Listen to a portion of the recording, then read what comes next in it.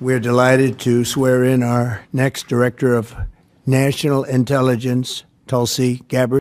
Most of you know Tulsi. She's extraordinary courage and exceptional patriotism.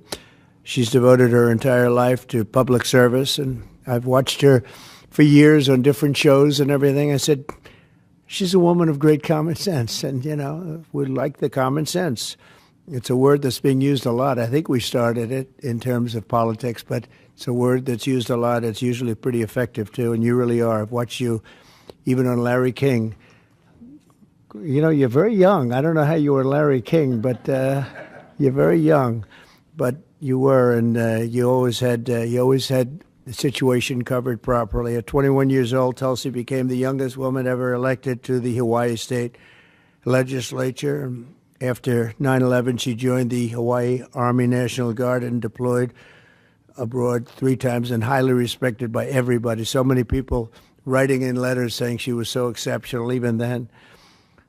She continues to serve as a lieutenant colonel in the U.S. Army Reserve, and Tulsi also served 4 terms in the United States House of Representatives, where she was a member of the House Armed Services Committee. She is a former vice chair of the National Democratic Party. Can you believe that?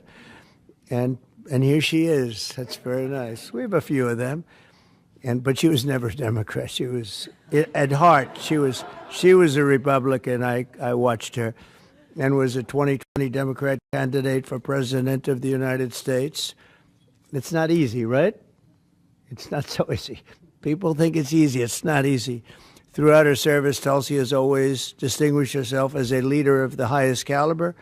She's earned the respect and admiration and love of Americans on both sides of the aisle as her profound commitment to the values that keep us free, and she really does have those values as much as anybody. In recent years, Tulsi has been a courageous and often lonely voice speaking out against radical left's attacks on free speech and the dangers of an unelected deep state. And I have to say she was very, very strong for me when I was going through all of the fake news and all of the problems that we had with some very sick people. She was always out there. Before I really knew her as well, she was out there defending me, so I appreciated that, Tulsi. But the threat of a warmongering military-industrial complex and the weaponization of government and governmental people that go out and persecute, they like to persecute people that are innocent. Tulsi herself became a target of that weaponization when she was outrageously placed on a suspected terrorist watch list by the Biden regime. It's a very evil regime after criticizing their appalling abuses of power.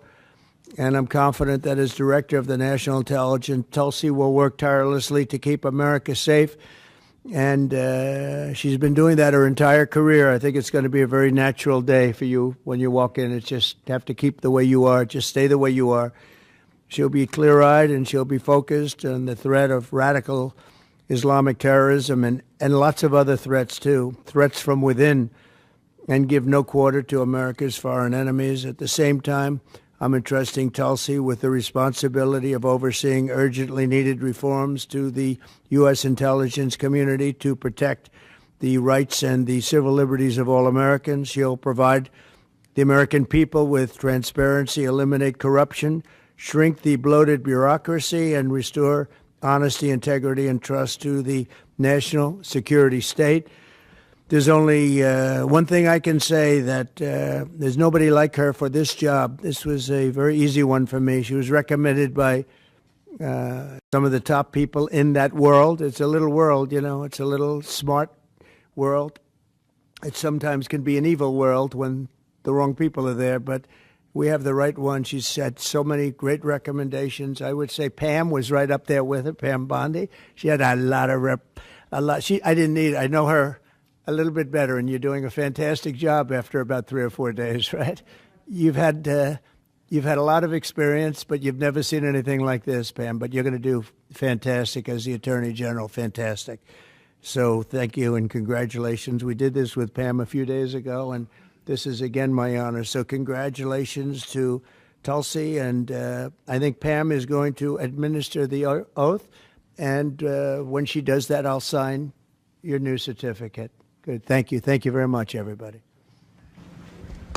Please. Place your left hand on the Constitution and raise your right hand and repeat after me.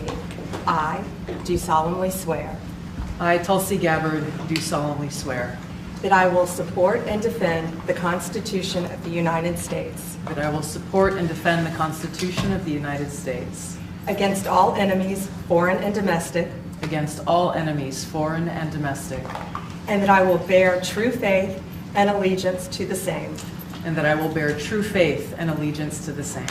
that I take this obligation freely I take this obligation freely, without any mental reservation without any mental reservation or purpose of evasion, or purpose of evasion, and that I will well and faithfully that I will well and faithfully discharge the duties of the office on which I am about to enter. discharge the duties of the office on which I am about to enter. So help me God. So help me God.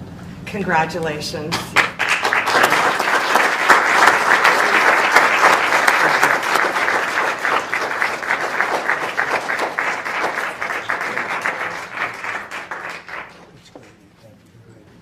How's the Oval Office looking? A little different look, right? It's the Oval Office. Easy. Okay, we got a good one here.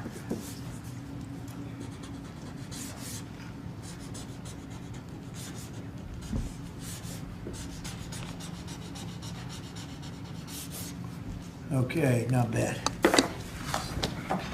Ready? I'll stand up there. I think we'll do it right here. Come on over here, Abraham.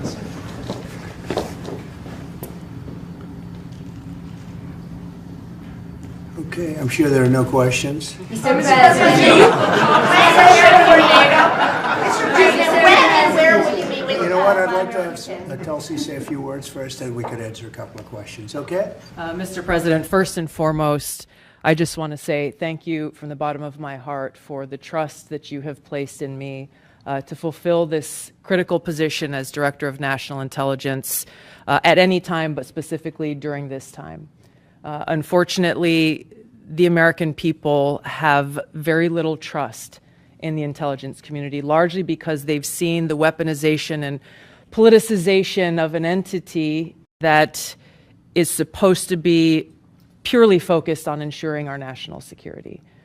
So I look forward to being able to help fulfill that mandate that the American people delivered to you very clearly in this election, to refocus our intelligence community by empowering the great patriots who have chosen to serve our country in this way, and focus on ensuring the safety, security, and freedom of the American people.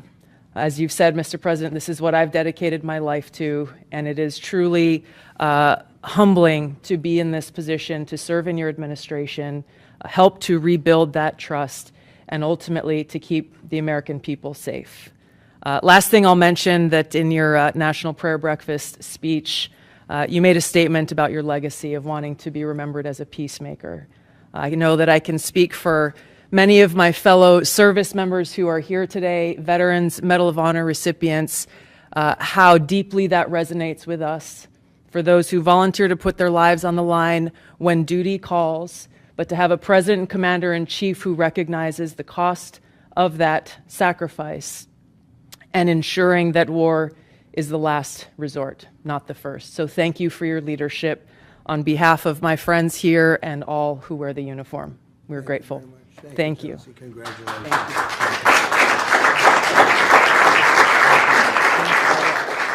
ಈ video ನಿಮಗೆ ಇಷ್ಟವಾದಲ್ಲಿ like ಮಾಡಿ, share ಮಾಡಿ, subscribe ಮಾಡಿ.